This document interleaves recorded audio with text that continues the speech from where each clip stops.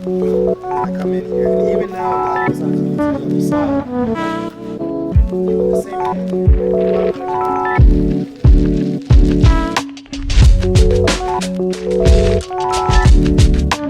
Well, we all have this concept of bisecting, and a lot of it is around a way of us kind of like bridging from one position to another.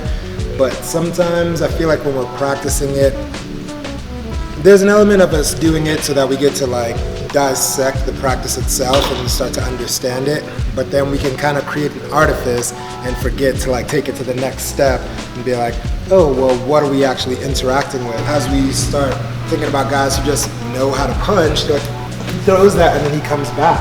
And so I have to make sure that I bisect with the understanding that I have to like continually follow that thing and like maintain contact. Boom. And then I come in here, and even now I'm like bisecting his arm. I'm thinking, I'm kind of mindful of this, and I'm not just thinking about bisecting him, I'm bisecting my own like face and body to make sure that like if that other one came over the top, like I'm in a good place to kind of like close this up and everything. So that's just a really important element. Right? I can come under and be under there. I've like closed this up that even if that punch slides over and just like hits me in the top of the head or something like that, it's a lot less damage than if I'm like bisecting my heads up like this, or if I did this and then look at this, I stayed out here, now any punch he throws is going to do damage. Bisecting doesn't have to wait for him to be striking, so I see that and I can just kind of bisect before he even gets there. I can decide to do it to the other side, and I think that's easier than me having to wait for him to throw a few punches and start figuring out.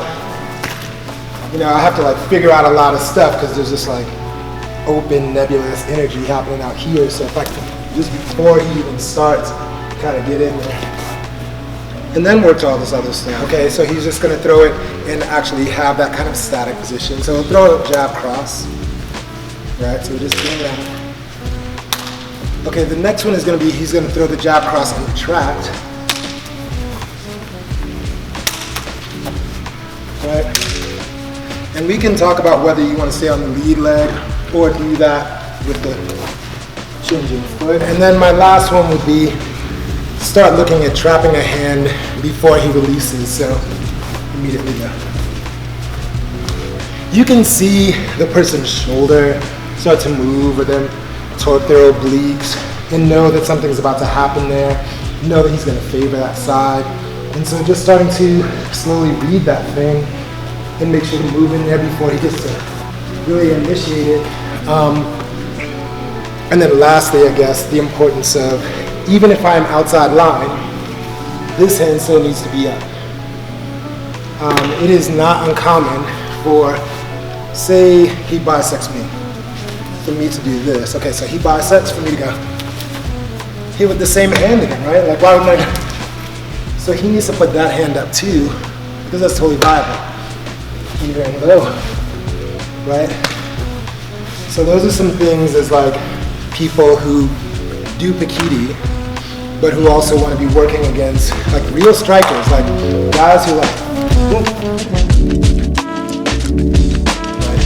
And I, as a personal reference, use people's shoulders a lot for the reference because it's hard to find their arm again, but if I put my hand on his shoulder, I can slide along his arm to find out a place where I can grab a hold. Awesome. Cool. Thank you so much. Yeah, for sure.